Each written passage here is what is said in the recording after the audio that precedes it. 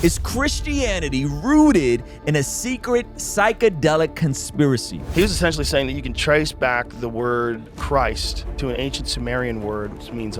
Is there more to the realities of where the origins of the faith came from? Well, that is exactly what Joe Rogan gets into on his latest podcast with Duncan Trussell as they talk about the Protestant Reformation, how we got our Bible, and what maybe the most crazy conspiracy I've ever heard about Christianity that includes mushrooms, rain being God's, I can't even say it. Look, just stay tuned as we get into this video. This is a doozy of a conversation. So before we get into that, I got to first make sure you guys know to... Hide your kids, hide your wife. Explicit, explicit, explicit. All right, so here we go. This is from episode 2009 with Duncan Trussell. Does it change the substance of like the parables and their referencing of some realm, a transcendent realm, a possibility outside the suffering of the mundane world, outside of like sucking emperor so you can get a little bit of power?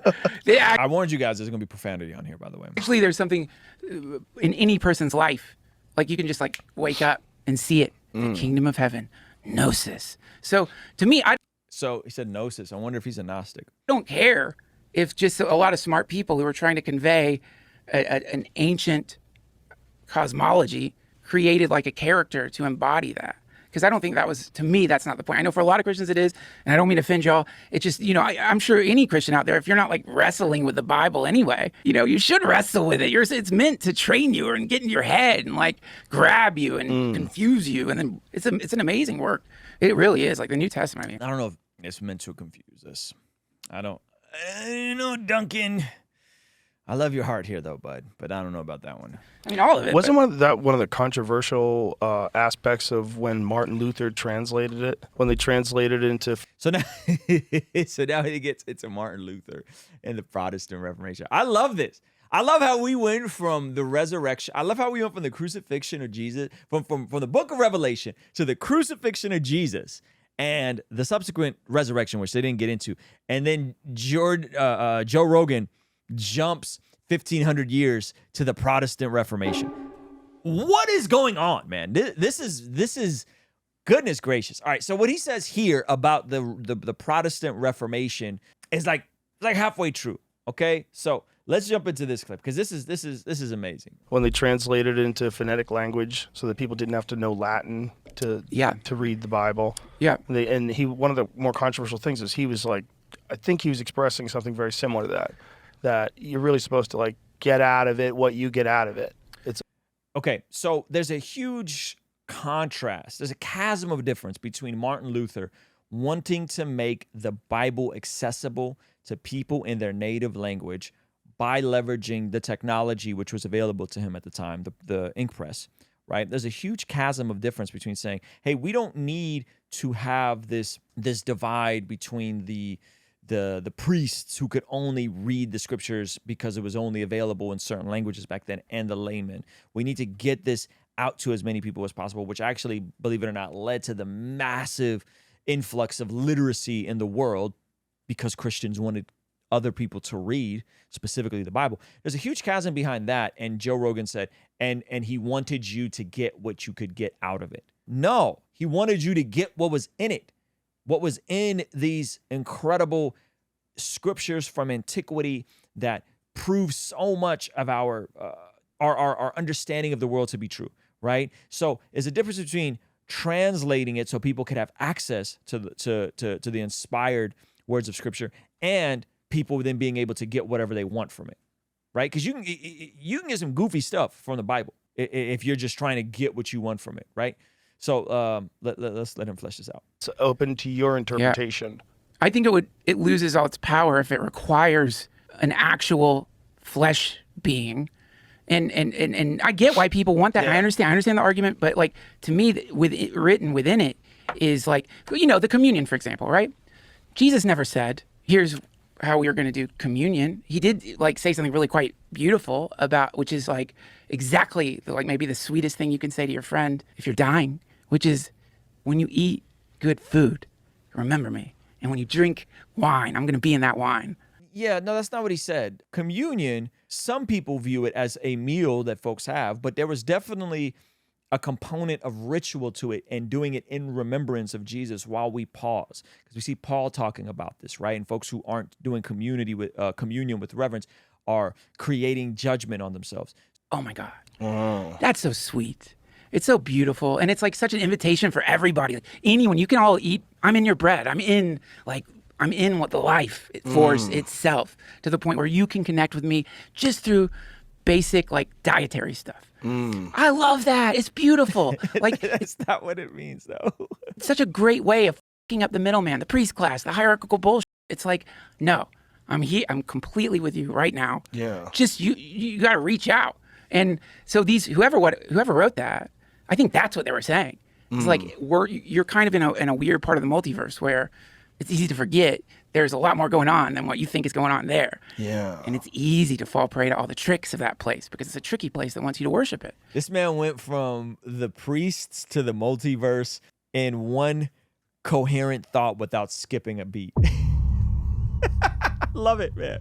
This is incredible. I love that this conversation is happening, all right?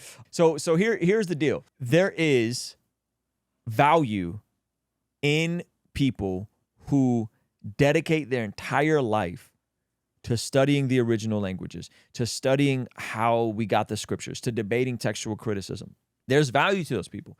There's also value in us getting the scriptures in languages we could understand and read on our own and grasp the main things and the plain things about the faith. What we don't want to do is diminish folks who spend and dedicate their entire life's work to better understanding the languages, the cultural context, and the scholarly work that goes into it, and dismiss them and say, oh, they don't matter. The Bible is always self-interpreting and anyone should be able to understand it, and cultural context doesn't matter, and the original languages doesn't matter, and all the scholarly work doesn't matter, right? Like, I think that's dangerous to dismiss that, because by the way, we don't do that in any other area of life. We don't do that with learning to drive a car. We don't do that with going to school. We don't do that with nutrition. We don't do that with science. We don't do that with anything. We build on the shoulders of giants. We build on the work of other people. But when we are driving this narrative that like, oh, anyone should be able to pick up the Bible, and upon first reading, you should be able to understand everything perfectly, I think that's a bit disingenuous and dangerous, and I think you're setting people up for heresy. Remember, Jesus established the local church. Jesus also gave people certain assignments in the local church. Specifically, he's called some to be teachers, some to be preachers, some to be pastors, some to be apostles, some to be prophets, other gifts of the Spirit. So to just be like, and by the way, those are just the ones in Ephesians, other gifts of the Spirit, right? And so some folks might have the gift to go deep in the original languages. Other folks might spend their life's work on dissertations and understanding the history around the church. Other folks might want to do textual criticism. Other folks might want to learn the Hebrew, like Dr. Michael Brown. Amazing at learning the Hebrew. I'm sorry, I'm going to defer to an expert who speaks the Hebrew, or Dr. James White, who knows the Greek. I'm sorry, I'm going to defer to a guy who can speak the Greek than someone that got their KJV translation and has all the answers to all the doctrines. Like, there's levels to this. There's levels to it, and that's good. And I think it's disingenuous when we act like there aren't, and act like everyone can just pick it up and just, Now, is there enough in there for you to be saved? Absolutely. Absolutely. You can read the Bible on your own. You can get saved on your own. There's tons of us that have read the Bible and got saved on our own. But there's also levels to it, and we should respect those that came before us, and we should build on top of the foundations that they've laid, whether that's church history or whether that's the incredible access we have to men of God and scholars and theologians and pastors and thought leaders. Okay, so anyway, I just wanted to say that, because this whole notion that like, Jesus was trying to cut out any degree of authority and wanted you to not care. Like, no, he established a church. He established leaders. He established disciples. He established apostles. He established pastors and bishops. Like, come on. And you don't have to do that. Like, that's beautiful. I don't care whoever wrote it, or the people who wrote it, or whatever the true story is. It's going to be a mystery forever. But Yeah, but it's such a fascinating mystery. It is. Like, I wish I could read Aramaic and then read the Dead Sea Scrolls. Rogan, it's okay if you don't read the Aramaic. You can get with someone that does read the Aramaic, right? Patrick McDavid reads the Aramaic. He can read the Aramaic to you. Matter of fact, I can buy you an original 4 gospel accounts, the 4 gospels written in Aramaic from Jerusalem, handwritten in Aramaic from Jerusalem, but in the oldest tattoo shop in the world. I'll do that. I'm going to get that for PBD. I'm going to buy that for PBD. I'm going to ship it to PBD, and maybe PBD can sit down with Joe Rogan and read him the original Aramaic. Wouldn't that be something? Yeah, I think I'm going to get on that. I should have bought one when I was in Jerusalem. I kind of played myself. They were like $150, but I'm like, dude, where else am I going to get the scriptures written in Aramaic from a Palestinian Christian family? That would have been nuts, right? You know who else can read it? Shout out to Future. She said, you know who else can read Aramaic? The people that translated the Bible. Yo, W for you one time for our mod. We got the best mods, man. All right, let's keep it going. God, I know, man. Because that's the oldest one we know of, right? That's the oldest version of the biblical stories. I'm pretty sure, man. Yeah. I mean, I'm pretty sure. I imagine there's fragments and stuff that like... It's so fragmented that they had to use DNA to determine whether or not the scrolls were from the same cow. So like when you would find pieces of animal flesh that were from different cows, they knew, okay, we'll put that in this pile. Dude, that would have been a fun archaeological dig to be working. No, I didn't know that. I'm learning something here. He said they had to check DNA to make sure it's from the same cows. That's news to me. So look at that. Rogan is teaching me stuff about the scriptures. That's actually kind of, that's pretty cool. Working out. Like, But also, what a mind, like trying to piece that puzzle together and try to figure out, how old is the Dead Sea Scrolls? Like 4,000 years old or something? Dude, I don't know. I have no idea. See how old the Dead Sea Scrolls are. I know they found them in Qumran. They found them in clay clay pots. 3rd century BCE. Wow. So the Dead Sea Scrolls, I believe, were more the Old Testament, right? Because it was BCE, before Christ. Oh. Yeah, man. I mean, then like when you get into like the Torah, Hebrew, when you get into like a lot of the stuff Jesus was referencing, and you realize like not only is it like powerful writing with like incredible parables in it about like ways society collapses or families collapse or life collapses. It also is like mathematical, like that I can't remember the name of it. There's a whole thing where you like. I think he's alluding to this whole like Bible code thing. You guys remember the Bible code back maybe 15, 20 years ago? That was super hot. It's like the Bible code and the secret messages and the Bible code, right? It's like Jonathan Cahn before Jonathan Cahn was the thing, right? You guys remember that, the Bible code? The number, I know we've talked about this. God and nature, same number. Like God and love is the same. That. Yeah. So what the fuck? It's ancient Hebrew. Their numbers doubled as letters. Yeah, and then you see there's an intentionality to that patterning. Yeah. And so then you realize like, oh, so like on top of telling these powerful stories, they figured out a way to encode within the powerful stories more information that only people are going to find if they dig deeper. If you dig beneath the surface of what these books from antiquity wrote, you could find the double meaning of the double meaning from men that weren't the most scholarly or educated when they wrote these things, yet they figured out a way to write these things and stack a meaning on top of the meaning. Yeah, no, I don't think so. I think these were commoners who figured out how to get these things to people by writing different books, and it's all there, right? And the New Testament is primarily testifying to the resurrection of Jesus. That's designed to be there for you if you want it, but you've got to want it. You got to dig in. And human beings are like, that language is too complicated. Let's abandon it. Learning that shit. They abandoned it. Well, not we think Hebrew, about how complicated. Ancient Hebrew. I guess you're right, yeah. That anymore. Also uncovered was a 6,000-year-old skeleton of a partially mummified child in a 10,500-year-old basket, which Israeli authorities said could be the oldest in the world. A CT scan revealed the child's age was between 6 and 12, with the skin, tendons, and even hair partially preserved. I didn't know that they discovered a mummified body with it. That's pretty crazy. 2021. I don't remember hearing about this. I don't remember hearing about that. I've never. By the way, everyone should make a point to go to Jerusalem and Israel at least once in your lifetime. It's a little dangerous there right now, but at some point, everyone should check. Why? Because the archaeology is brilliant and they're still finding stuff. Meaning what they just pulled up was recently found, right? Was recently found. heard that. Wow. So it's like 8,000 BC-ish, or even more, 8,500 BC when they found this basket was made. Wait, what is the? Can we read that? Among the recovered texts, which are still all in Greek, is Nahum 1:5-6, which says, "The mountains quake because of him, and the hills melt. The earth heaves before him, the world and all that dwell therein. Who can stand before his wrath? Who can resist his fury? His anger pours out like fire, and rocks are shattered because of him." I mean, that's nature. Wow. As he's vaping. I love it. I love it. Shout out to all y'all that are, trying to quit the vapes, man. I'm not mad at you guys. Oh, this is such an interesting podcast. Hold up, go there back. It says the authority said these words differ slightly from other Bible versions, shedding a rare light on how biblical text changed over time from its earliest form. The Desi Scrolls have a lot of really weird stuff in them. Like what? Well, the Christian stuff, the John Marco Allegro stuff from the Sacred Mushroom and the Cross. Yeah. That's all his interpretation, and I'm sure you would have to be a scholar to understand even what the fuck they're saying, but. He was essentially saying that you can trace back the word Christ to an ancient Sumerian word, which means a mushroom covered in God's semen. And he thinks that He said you can find the word Christ and trace it back to mean a mushroom covered in God's semen. That's goofy.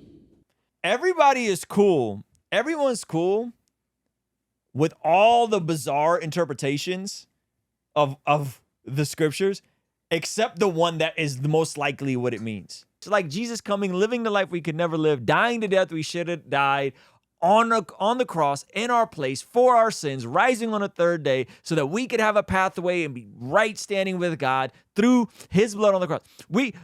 That one is out. We know that one can't be true. But the word for Christ being the same as a mushroom, godly mushroom covered in God's semen, that's the one. Yep, that's it. We will entertain something like that over genuinely examining the claims of Christianity and what Christians who have influenced every facet of culture and every facet of society for thousands of years and made the world substantially better. Made the world substantially better for all people. That gospel. No, we're not going to entertain that gospel. We're going to talk about mushrooms covered in God's semen. Man, this is going. I told you guys. Didn't I tell you? I told you this was going to go off the rails. I told you guys this was going to go off the rails. All right. And God orgasmed on the earth, things would blossom from it. This is like the way ancient people used to think of when it rained. They used to literally think God was coming, and then when those mushrooms would just appear. They thought that whenever it was raining, that God was orgasming on the earth. Oh man, I told you guys. I gave you guys the forewarning multiple times. This is definitely the psychedelics kicking in. Oh my goodness. Yeah, I don't know. It was so good until it wasn't, right? Like the conversation was so interesting until it wasn't. Out of the grass, which, mushrooms grow really quickly. You know that. Yeah. So when people would wake up in the morning and see these mushrooms after the rain, and they would eat them and trip their balls off. Yeah. John Marco Allegro believed that this was the source of the original Christianity. Wow. This is a sickness of the highest Your order. boy is wrong, Rogan. I'm sorry, man. There's a much more reasonable conclusion to all this, and it's probably the simpler one. Not all of this. It was about psychedelic rituals, and it was about fertility cults. Wow. Yeah, it was about people trying to duplicate, trying to have children. I mean, that's crazy, man. Yep, that is crazy. Yeah. Oh God, that would have been so fun to trip back then. Like it's from God's. Yeah, Eat it. Unless you're. Gods, no! Stop it! Knee breaks, and there's no doctors. There's no nothing. You just die. Infection, die. Yeah, there's some drawbacks. Oh, there's a lot of drawbacks on. Some drawbacks. No penicillin, no antibiotics, no vitamins, no grocery stores. No hand washing. No hand washing, no knowledge of what's going on with bacteria. They probably wash their hands. Occasionally. And then they meander into more. Darkness. All right, so Yeah. So I told you guys. I warned you guys. Sorry, those of you guys that just tuned in. We gave you plenty of disclaimers. You missed all the good stuff when they were talking about Revelation. But we gave you plenty of disclaimers. We told you guys this was going to get weird. And did it ever? Did we not deliver? All right. Mushrooms and gods. Yeah. Gosh. Yuck. Hey, this is a segment from our daily after party stream. Consider partnering with us online for as little as $5 a month to get access to these daily after party streams completely unedited. You'll also get access to our podcast as they are streamed live into the community before anyone else gets to see them, get to interact with our guests, get access to our private Discord server, and a discount code for our store for as little as $5 a month. Ultimately, that will help towards helping us continue contextualizing the gospel using media and podcast here on YouTube. All right, I'll see you over there. Peace.